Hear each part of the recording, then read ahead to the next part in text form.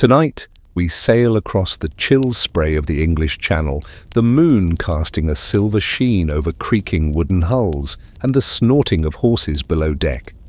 You stand aboard the flagship of Duke William of Normandy, clutching the rail with one hand and trying not to think too hard about what conquest really means. Behind you, the banners of Normandy flap like defiant tongues. Ahead, England sleeps in autumn, quiet, blissfully unaware that history is about to take a turn, so petty and prolonged it will echo in sarcastic textbooks and royal bloodlines for centuries. You're part of a Norman fleet in 1066, and spoiler alert, you're not going back home. So before you get comfortable, take a moment to like the video and subscribe, but only if you genuinely enjoy what I do here. And if you're still awake, drop a comment with your location and local time. I've always loved knowing where my sleepy travelers are tuning in from. Now dim the lights, maybe turn on a fan for that soft background hum, and let's ease into tonight's journey together. As you step onto the beach at Pevensey, it's hard to believe that this invasion is the beginning of centuries of bickering. William claims the English crown was promised to him. Edward the Confessor allegedly whispered it into his ear, and William, a man known for swordplay more than subtlety, took that whisper seriously. When Harold Godwinson snatched the throne instead, William did what any overachieving duke with a chip on his mailed shoulder would do. He raised an army, got papal approval, because apparently God also hated Harold, and crossed the sea to enforce a promise written in the fog. The Battle of Hastings is swift, brutal, and decisive. You crouch behind a shield as arrows darken the sky and horses scream through the lines. Harold is felled, legend says an arrow pierces his eye, but historians still argue whether that was just medieval Photoshop. What matters is William becomes the conqueror, not the negotiator. He takes the English crown and with it a complex web of continental politics. See, William might be King of England now, but he's still a vassal of the French king for his lands in Normandy. It's like being your own boss at the office, but still owing rent to the landlord who resents your promotion. This bizarre feudal overlap where the English king owns land inside France yet owes fealty to the French king sets the tone for the centuries-long squabble we're about to wander through. As you drift through court feasts and backroom whispers, you notice the Normans reshaping England castles rise, Old English bends into French-infused Anglo-Norman, and aristocrats squabble over estates with names that now sound like expensive cheeses. French becomes the language of law and nobility, while English is demoted to the barnyard. The English understandably start simmering. And the French, they aren't exactly thrilled that a swaggering duke-turned-king is now strutting around with more power than the Capetians in Paris. You overhear one count mutter that England is just a big island Normandy. He's not entirely wrong. For decades, kings of England are more focused on their French holdings than their English ones. The Channel becomes less a border and more a watery hallway through which armies, taxes, and grudges constantly pass. French kings watch with gritted teeth as English kings marry cleverly, inherit conveniently, and gradually gobble up more land in France than the French crown controls itself. Awkward. In the decades that follow, the tension simmers but never truly erupts.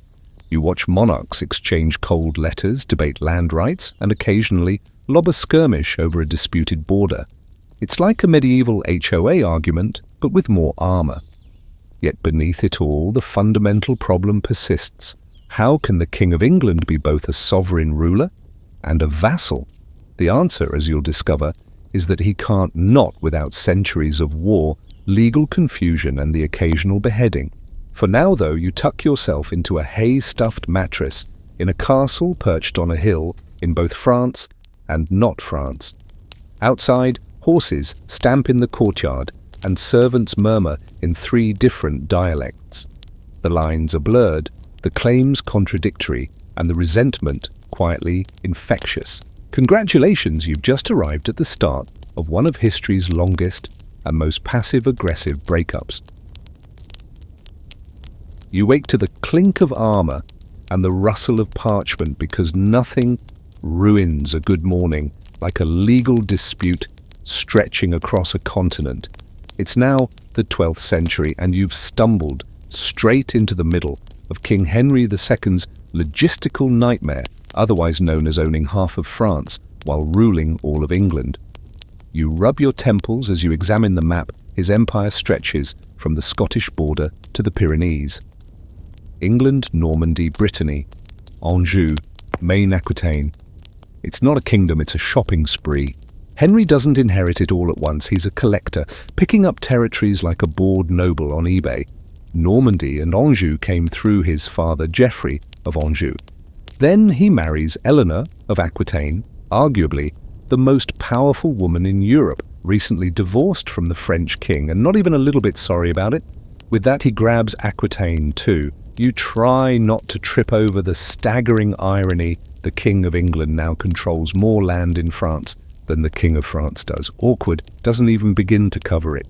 Fealty oaths become increasingly surreal. Technically, Henry kneels to Louis VII of France for his French lands, but at court he's treated like royalty in his own right. You witness the rituals, a stiff bow here, a muttered oath there, but no one's really fooled. It's like a CEO humoring a middle manager just to keep the HR department happy. The French kings, meanwhile, grind their teeth and try to remind everyone that yes, they're still the boss, in theory. Historians still argue whether Henry II truly intended to challenge French authority outright or just enjoyed looking smug at diplomatic dinners. You trail Henry as he rides through his territories, issuing decrees in one breath and quarreling with his sons in the next. His court speaks a half soup of French dialects, Latin, and very occasional grunts of English. The idea of England is almost secondary to this continental sprawl. You begin to understand why the English crown is constantly cash-strapped. It's expensive, maintaining so many castles, hosting so many banquets, and bribing so many barons. Then there's the endless bureaucratic drama. Henry tries to impose English legal reforms across his French lands, and the local lords respond with the same enthusiasm you'd expect if someone tried to replace all your cheese with imported cheddar. Tensions simmer. French kings, still licking their wounds from Eleanor's annulment, quietly support rebels within Henry's realm. And Henry, ever the workaholic, retaliates in the most medieval way possible with sieges. It doesn't help that Henry's family is a soap opera disguised as a dynasty. His sons rebel against him, yes, all of them, sometimes all at once. You sit through family dinners that make modern Thanksgiving spats look quaint. Young Henry, Richard Geoffrey, and John each want more power, more land, more prestige. Eleanor supports some of their revolts because sometimes love means backing your children when they try to depose your husband. One fringe theory even suggests Eleanor encouraged rebellion just to stop Henry from making more decisions without her. You wouldn't blame her. Eventually Richard. Yes, that Richard the Lionheart inherits the mess. He's too busy crusading to care much about the French bits. So his brother John, you remember him, the one history, always dunks on, ends up mismanaging everything. You watch as John loses Normandy in 1204 to the French King Philip II, and England's hold over the continent begins to unravel. But don't get too comfortable. Just because John loses land doesn't mean the quarrel dies. If anything, it makes things worse. The loss of Normandy is a national trauma. You hear bishops wailing, barons grumbling, and merchants mourning their cross-channel profits. The English nobility, many of whom had estates on both sides of the channel, now face a choice. Pick a king, pick a side.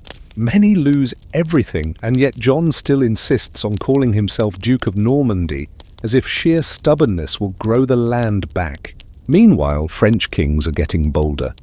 Philip II pushes into English territory like a kid, pressing all the buttons on an elevator. You stand beside royal messengers dripping with mud and bad news. You smell the smoke of burning villages along contested borders, and you see something else too. English nationalism, that slow-burning idea beginning to smoulder. Losing land is one thing, but losing face, that's unforgivable. So now you're in a paradox. The English crown owns less of France than it used to, but wants it back more than ever. It's a bit like being dumped and suddenly deciding that your ex was the love of your life. Legal claims begin piling up like firewood. Inheritance rights, old oaths, wedding dowries that never materialized. Every cousin of a cousin with a royal bloodline becomes a potential chess piece, and just when you think things might settle down, another king ascends with ambition in his eyes and a very long memory. You glance toward a new generation of Plantagenets, especially one named Edward, and realize the next chapter of this long, tiresome, thoroughly entertaining feud is just about to begin. You find yourself in a chilly stone hall, echoing with petty grievances and very expensive boots. The century has turned again. You're now in the era of late Capades and early Plantagenets. And while the actual borders have shifted, the tone hasn't. France and England are still treating diplomacy like a particularly bitter game of Monopoly. You perch near the throne of the French king, watching as envoys from England shuffle forward with a stack of complaints, counterclaims, and just a whiff of condescension. The French king listens with narrowed eyes and the patience of a man trying not to slap a houseguest. The main issue: land, always land. You're surrounded by maps, filled with splashes of red and blue ink, each smudge representing a barony or duchy that someone insists should be theirs. Even when the French crown has managed to nibble away at English holdings in Normandy, there's still Aquitaine, massive, rich, and still held by England thanks to Eleanor's long-ago dowry. And because Eleanor married Henry II, Aquitaine is now part of the English king's inheritance. The French kings never like this arrangement, and they like it even less now that the English kings are starting to act like rivals instead of vassals. You listen as messengers argue over obscure feudal rules with the sincerity of priests, debating angels on a pin. The English king, currently Edward I, is demanding his rights as Duke of Aquitaine, but the French king, Philip V, insists that Edward owes him loyalty and dues. You can practically hear the ghost of William the Conqueror cackling in the distance. Historians still argue whether these ceremonies of homage were sincere expressions of feudal hierarchy or just medieval gaslighting. Either way, neither side is backing down. Then, of course, there's the matter of castles. Castles being built too close to each other, castles whose ownership is murky, castles that changed hands during a hunting accident or suspiciously convenient plague outbreak. You ride past one such fortress on the borderlands where both the French and English banners fly, depending on which guard you ask. The villagers have long since stopped caring as long as someone collects the taxes and keeps the wine flowing. Amid the chaos, you hear a court poet muttering that England and France are like siblings forced to share a bedroom well into adulthood, too proud to make peace, too entangled to part. You nod in agreement as you watch Edward I's court plot its next move, a mix of diplomatic delay and carefully planned outrage. His son Edward II seems more interested in personal relationships than continental strategy, which will not end well, especially once France starts poking that particular hornet's nest. And here comes the next absurd twist, family. Edward II marries Isabella of France, daughter of King Philip IV. On paper, a perfect union, France and England tied together through royal blood. In reality, it's a diplomatic powder keg. You see, Edward doesn't treat Isabella particularly well. You glance sideways as she returns to France years later, furious and politically savvy with her son in tow. The boy, young Edward III, grows up in Parisian palaces, listening to his mother fume over mistreatment, inheritance, and honor. When Edward II is deposed, a story best saved for another sleepless night, Edward III takes the throne. And with it, a very bold idea. The Capetian line in France has just gone extinct. In the male line, Philip IV's sons are dead or childless. The French, citing Salic law, which conveniently bars inheritance through women, crown a cousin, Philip VI. But Edward III, grandson of Philip IV through his mother, thinks he has a better claim. And there it is. You stand in Westminster as Edward declares himself the rightful king of France. The hall goes still. Someone coughs. The French react about as well as you'd expect. Within weeks, the air is thick with messengers, militias, and maritime raids. The long simmering tension has boiled over into full-blown war. But you don't gallop straight to the battlefield just yet. There's more paperwork to suffer through first. Treaties signed, then ignored. Tax hikes in England to fund expeditions into Gascony. Merchant guilds hedging their bets. Spies passing between courts with letters sewn into their cloaks. You hear one French scribe whisper that this war will last longer than any man alive. You chuckle, but he's right. Meanwhile, towns and villages along the Channel prepare for what they know is coming. You walk through ports where ships are being fitted with archery slits. You pass inns where travelers pretend not to overhear conversations in suspicious accents. You even spot a few nobles quietly sending their valuables inland just in case this silly quarrel turns into something more permanent.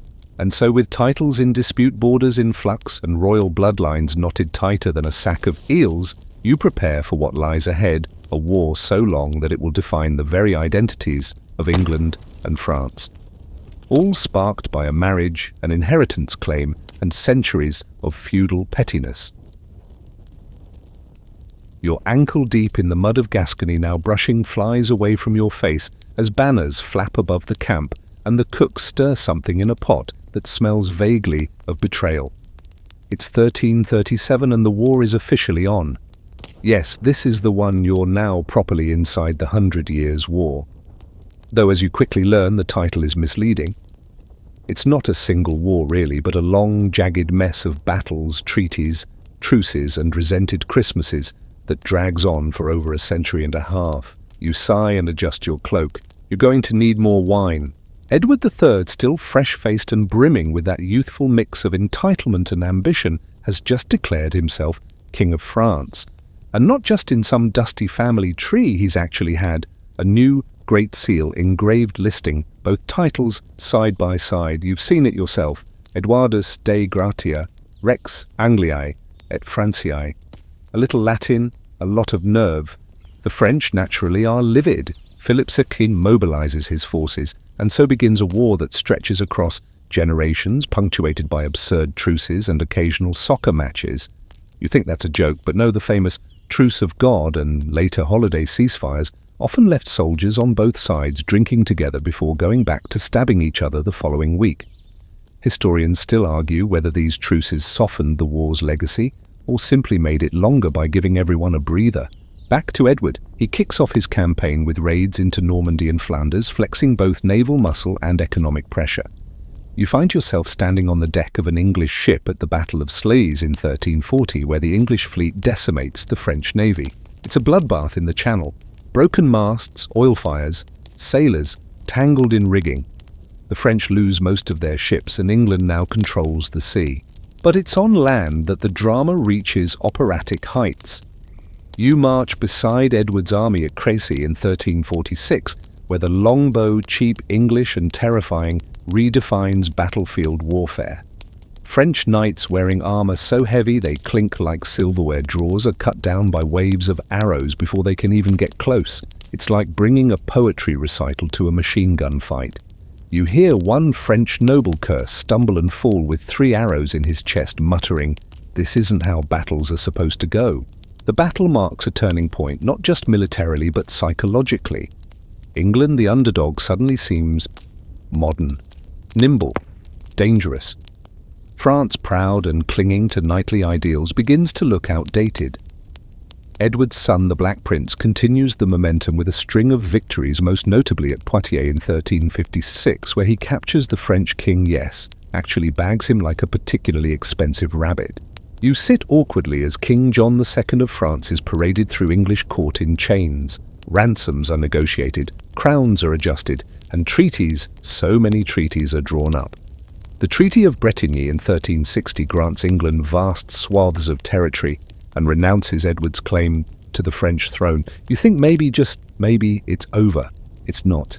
The French reconquer much of the lost territory within a few years. You ride through burned-out villages in Aquitaine where local peasants no longer know which crown to obey. Many don't care, they just want their cows back. Meanwhile, back in England, Edward ages, loses his son, the Black Prince, to illness and begins to fade from power. His grandson, Richard II, inherits the throne, but not the warlike spirit. This is when things get weird. England falls into internal strife. Richard is deposed. Henry IV takes over. France goes mad, literally. King Charles VI begins having delusions that he's made of glass. You see him tiptoe through hallways, terrified of breaking. His advisors hide the mirrors. His doctors bleed him. It doesn't help. Meanwhile, the war sputters, then reignites. England is now ruled by Henry V, a king with a sharp mind and an even sharper sword. You march beside him toward Agincourt in 1415. The mud is thick, the odds are worse, and the French outnumber the English by thousands.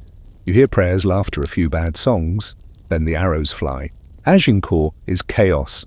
French knights slowed by rain and armor are funneled into a narrow killing field. The English longbows tear through them. It's another humiliating loss for France. Henry becomes a national hero, immortalized in Shakespeare and pub signs alike. He even marries the French king's daughter and is named heir to the throne of France. You blink. Is that it? Did England just win?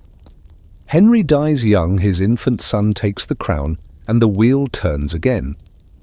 The French, rallying under a mysterious teenage girl who says she hears voices from God, begin to push back. But we'll follow her next time once we shake the mud of Agincourt from our boots and let the dust of a century settle briefly on your shoulders. You wake to the distant clang of a church bell and the scent of burning herbs, holy or otherwise, you're not sure. You're now in a village outside Orléans, and the year is 1429. France is fractured. England holds vast swathes of territory in the north, and a young girl in armor is about to rewrite the script. You push through the crowd as a figure on horseback rides past, barely 5 feet tall, wearing a makeshift suit of white plate, holding her banner high. She doesn't look like much, but the soldiers, they follow her like she's made of fire. Joan of Arc is 17, illiterate, and very sure she's here on divine instruction. She claims that Saints Michael, Catherine, Margaret have spoken to her, commanding her to drive out the English and crown the Dauphin Charles as King of France. You'd be skeptical too if not for the way generals stand aside when she speaks, or how seasoned mercenaries nod as she outlines tactics no peasant girl should know. Historians still argue whether her military skill came from pure instinct, clever advisors, or something less earthly. But whatever it is, you can feel it in the air around her, urgent, electric, terrifying. You witness the siege of Orléans as it unravels under her assault. She storms Bastilles, rallies troops, and somehow remains unscathed, while arrows and insults rain down. When she's injured, she returns to the front the next day, bandaged and furious. By the time the city is liberated, English commanders are scratching their heads and their pride, and Charles, once a sulking heir, hiding in castles, now believes he might actually become a king, because Joan insists he will. You follow her through the Loire campaign, one success after another. Troyes, Reims, Patay. Morale flips like a coin. She escorts Charles to Reims Cathedral for his coronation, fulfilling the prophecy she first whispered in a village court. He becomes Charles VII. France has a king again, and the English, who once dreamed of ruling it entirely, are starting to look vulnerable. You'd think this would be her victory lap. Instead, things turn dark. Charles, now crowned, begins to distance himself. Joan, heroic, zealous, and inconvenient, doesn't fit into the diplomatic framework. You see her handed fewer commands. Her victories become politicized. Eventually, she's captured outside Compiègne in 1430, not by the English, but by the Burgundians, France's own allies turned enemies, who promptly sell her to the English for a tidy profit. Yes, sold, like a cow with a sword. Her trial is a spectacle. You sit on a creaky bench in a cold courtroom as clerics interrogate her for days. They demand she recant her visions. She refuses. They push her to admit her armor was sinful, her banner heretical, her voices lies. She holds firm. Eventually they convict her of heresy, not for what she did, but for refusing to stop saying she heard God. She is sentenced to death. The burning is slow, brutal, and conducted in public. You stand among thousands as smoke rises from the marketplace in Rouen. It's not war, it's theatre. And yet no one forgets, not the French, not the English, not the church. Later, decades later, the very institution that condemned her declares her innocent. Eventually, she'll become a saint. But for now, she's ashes. Her death is a turning point. The English lose more than just territory, they lose their aura. Their momentum fizzles. Charles VII consolidates his power, pushes reforms, and slowly reclaims France town by town. You travel with French forces retaking Paris, watching English garrisons retreat under cover of fog. Peace becomes a possibility, but only just. The war lingers like a guest who doesn't realize the dinner party ended hours ago. Meanwhile, you roam a France, scarred by decades of violence, fields, abandoned churches, looted roads patrolled by bandits. The peasants, as always, have suffered the most. But you also see rebuilding walls, repaired vineyards, replanted songs returning to taverns, a people emerging from the trauma of constant siege and the long, slow burn of foreign occupation. The Treaty of Picquigny in 1475 will technically mark a sort of ceasefire, but even that is more a bribe than a peace. Edward IV of England agrees to leave France in exchange for gold. It's less a surrender than a tired shrug. Both sides finally are too broke and too bored to keep the war alive. You feel it in the silence after the drums stop. Still, the grudges remain. The claims are never really rescinded, and though England now controls only Calais, just one toe left on the continent, they keep calling their kings Kings of France well into the 1800s. You marvel at the pettiness. That's 7 generations of monarchs insisting on a title that hasn't meant anything since the last longbow was packed away. But the legacy is more than bruised egos. You've just walked through a war that reshaped both nations. France emerges with a stronger monarchy, deeper nationalism, and a growing sense of central identity. England, meanwhile, is about to implode into its own domestic mess, the Wars of the Roses, but that's another bedtime tale. As for Joan, she lingers in every corner of this era.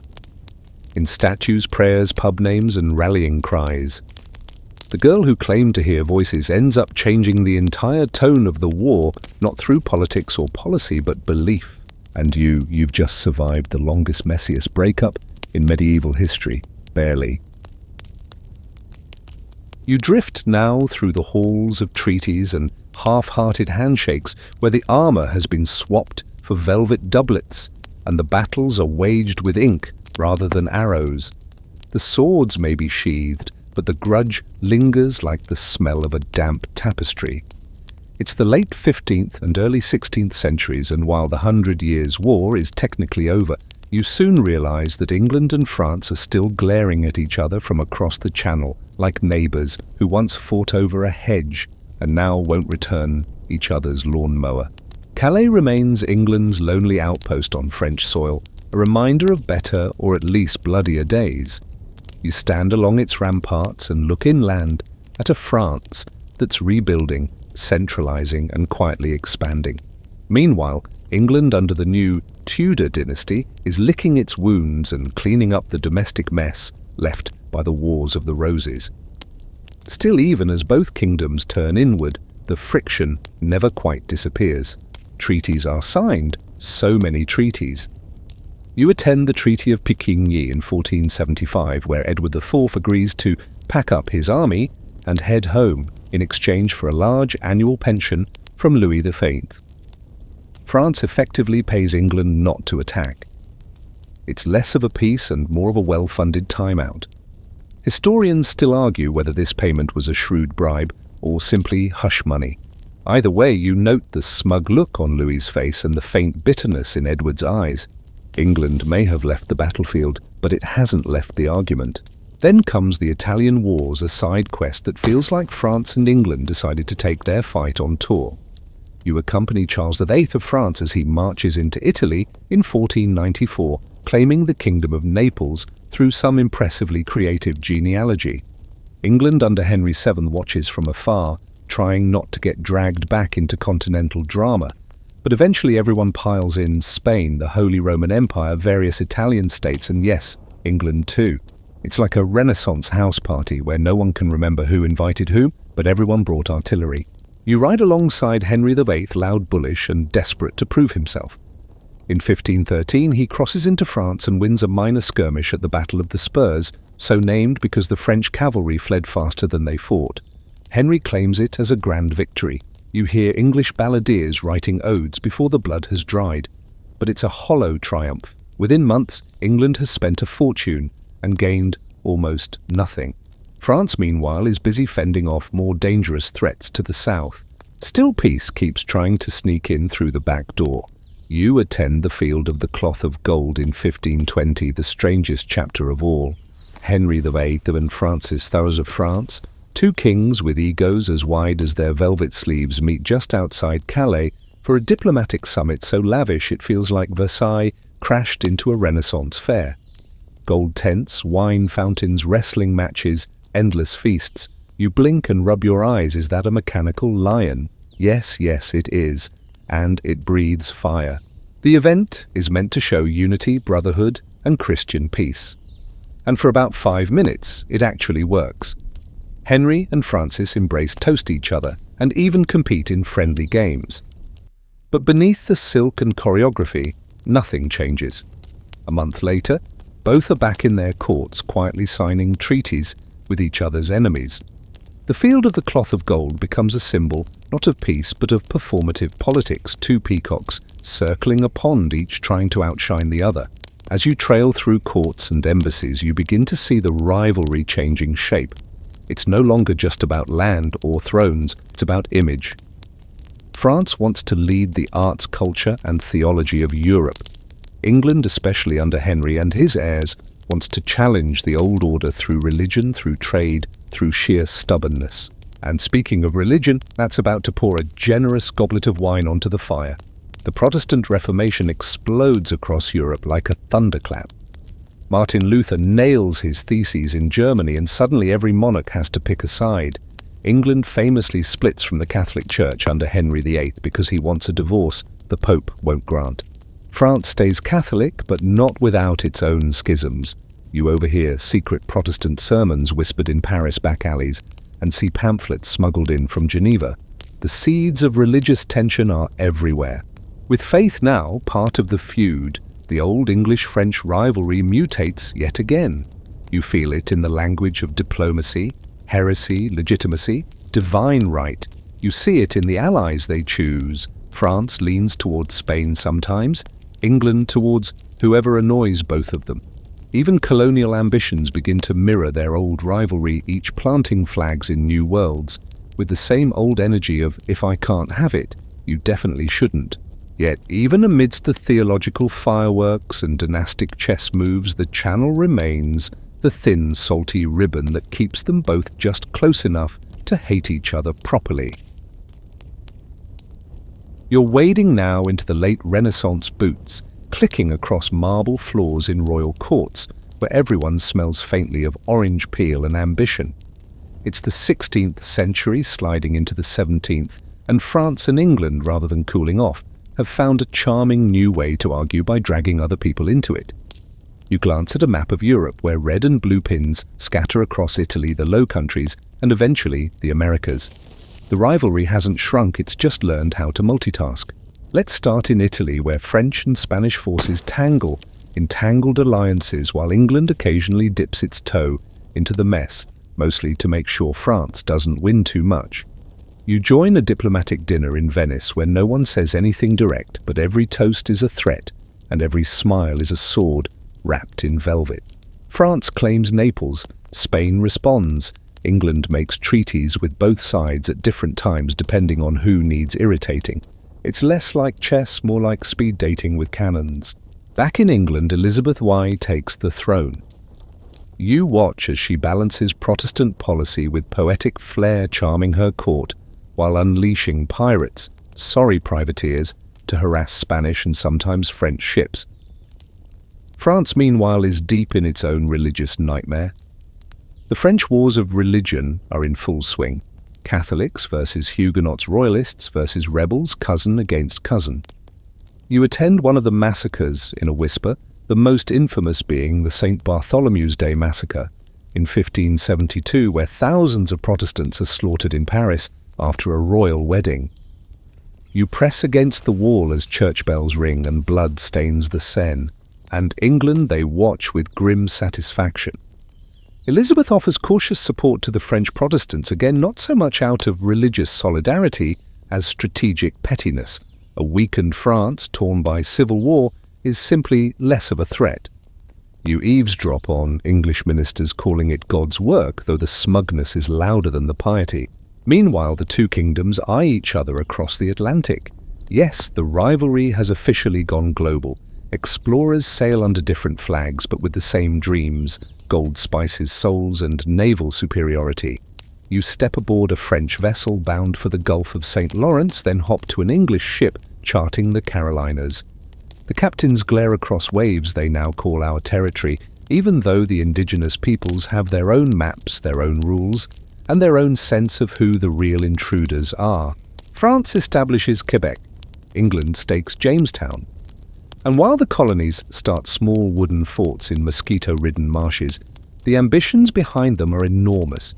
You sit in court meetings where young men pitch colonial ventures with the confidence of startup founders. It's not just a settlement, one declares, it's an empire once the trees are cleared.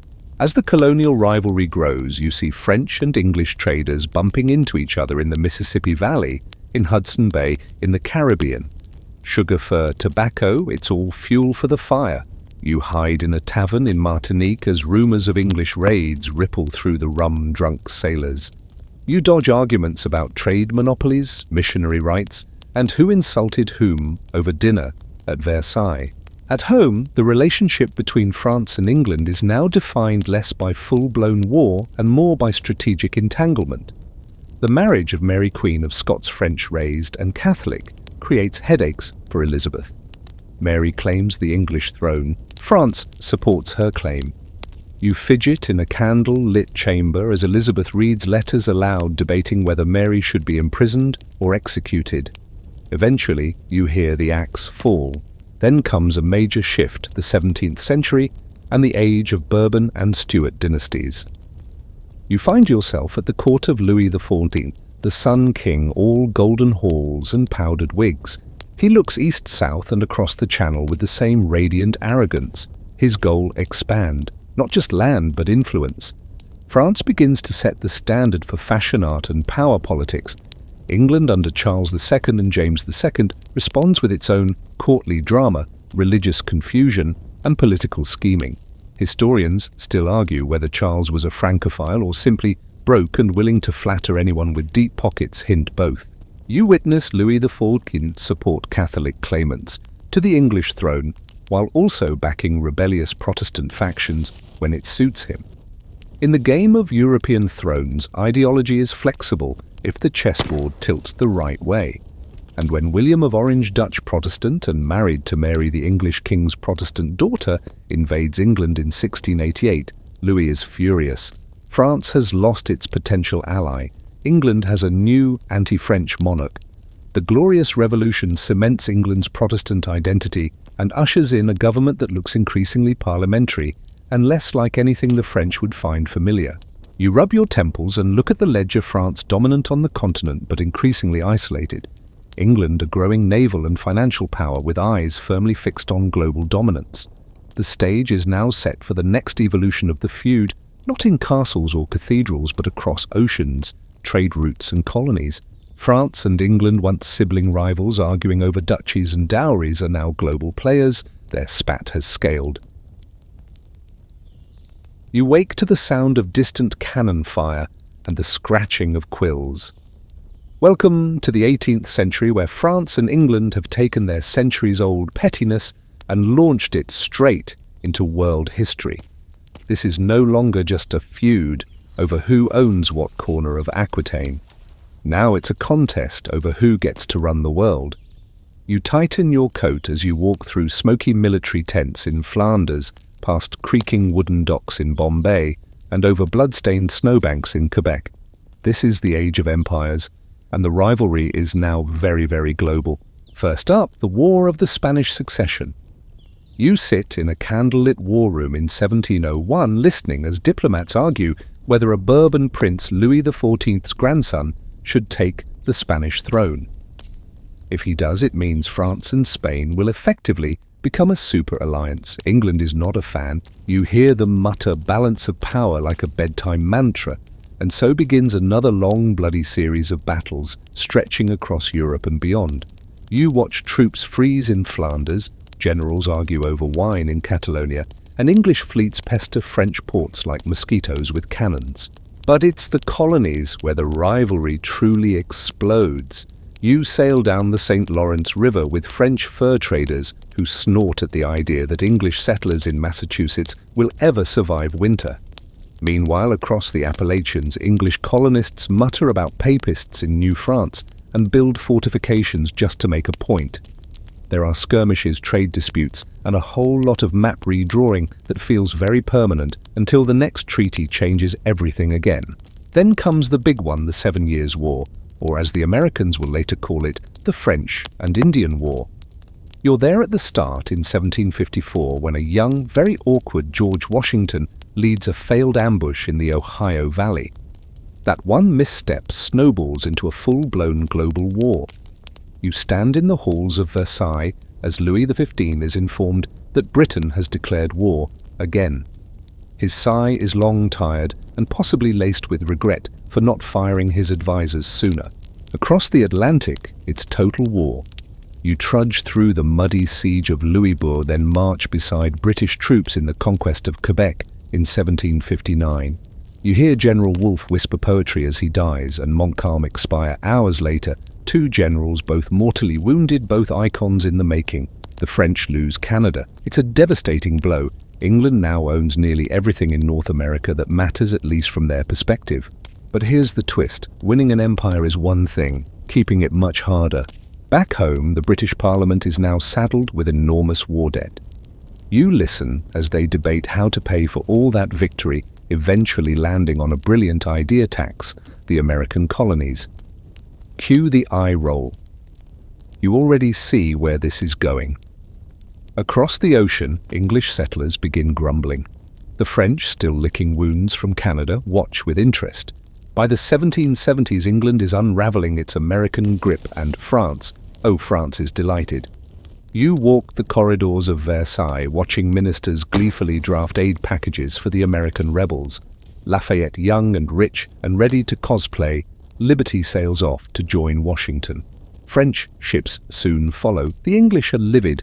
Not only is France back in the fight, they're now doing it under the banner of freedom and democracy, just to twist the knife. You stand beside British troops retreating from Yorktown in 1781, the drums slow and bitter.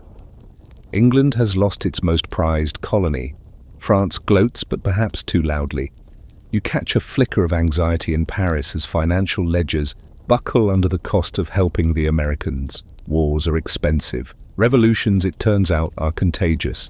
Because within a decade, France will implode into its own revolution.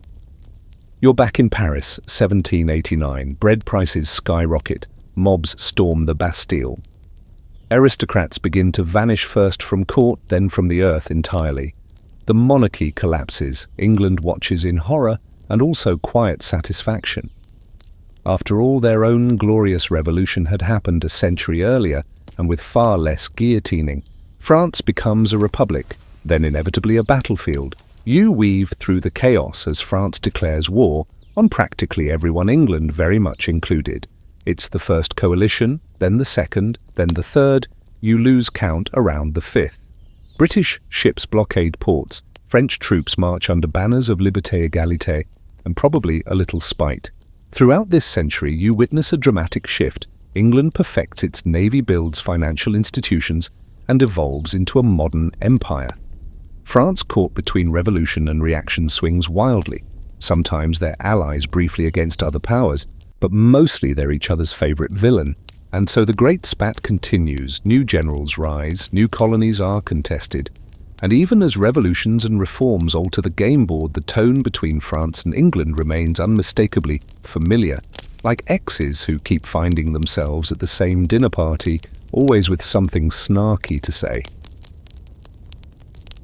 You step now into the scorched footprints of cannon fire and the soft hush of corseted whispers.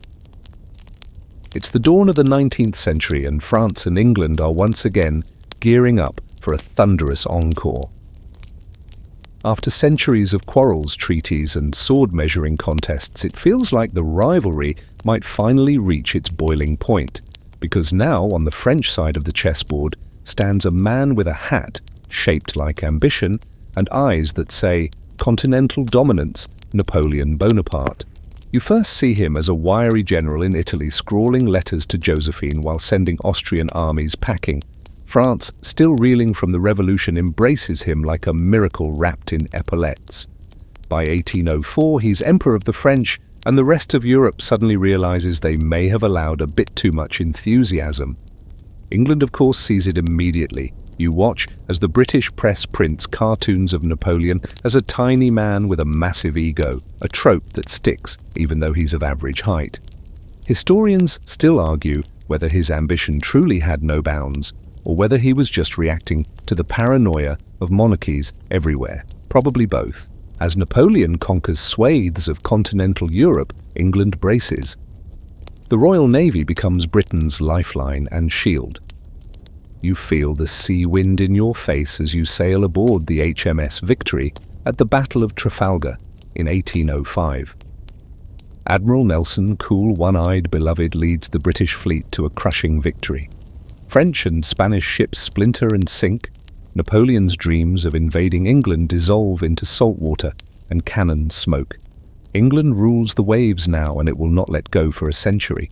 But Napoleon doesn't quit. He turns inland. You march beside the Grande Armée as it steamrolls through Austria, Prussia, and into Russia. England funds his enemies, ships weapons to resistance movements, and wages economic war through blockades and embargoes. Napoleon answers with the continental system trying to starve Britain's trade. It backfires spectacularly.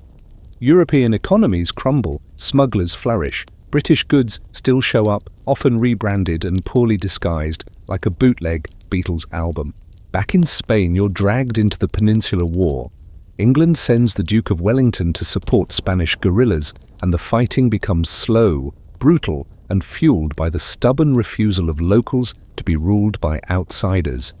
You see scorched villages, ambushed French columns, and British officers wondering how many hills they'll have to die on.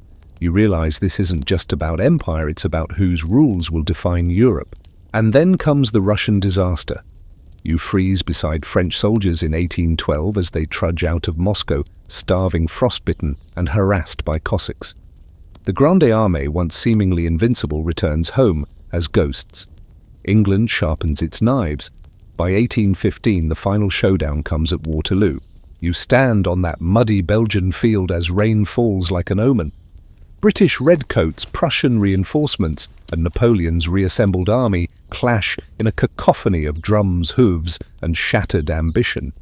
You see Wellington stoic and pale.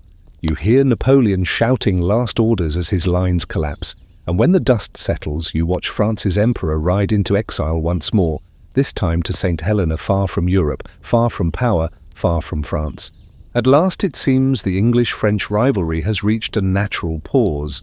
France, exhausted and broken, oscillates between monarchies, republics, and emperors for the rest of the century. England, flush with industrial power and global colonies, ascends into what will soon be called the Victorian Age. Their roles for a moment are clear: England, the smug island empire; France, the wounded romantic, trying to reinvent itself. But the competition never quite ends. You feel it in exhibitions, fashion, and science. You visit the 1851 Great Exhibition in London's Crystal Palace, and then decades later stroll under the Eiffel Tower at the 1889 Exposition Universelle. Both nations showcasing their prowess, art and steel. You read novels from each side poking at the other's supposed shortcomings, English characters seen as dull and repressed, French ones as flamboyant and unreliable, all very civilized, all very pointed. Even in the colonies, their rivalry simmers beneath the surface. You overhear English officers in India mocking French methods in Indochina. You see diplomats tangle in North Africa, where Tunisia, Egypt, and Sudan become bargaining chips. Yet increasingly, they are both aware of a rising new player across the Atlantic and a brewing storm inside Europe itself. Toward the century's end, there's a strange, delicate shift. France and Britain begin talking, not yelling. They settle a few colonial disputes. They agree on trade routes. There's even the occasional shared toast. You tilt your head. Is it friendship, or simply a truce born of exhaustion? It's not love, not yet. But the two oldest rivals in Europe are beginning to see something new in each other, the shared weariness of nations that have spent too long trying to outdo one another. And on the horizon, new threats emerge: United Germany, expansionist Russia, and the technological whirlwind of the 20th century. Still, for now, the muskets are quiet. The sea is calm. The spies are probably still spying, but no one's firing. You now step softly into the 20th century, where battles are no longer waged by sword or longbow, but with telegrams, dreadnoughts, and mustard gas. France and England, after nearly 7 centuries of snarling across borders, eye each other with something strange in their expressions: respect perhaps, or the exhausted recognition of two aging boxers who've landed all their punches and are now just trying not to collapse.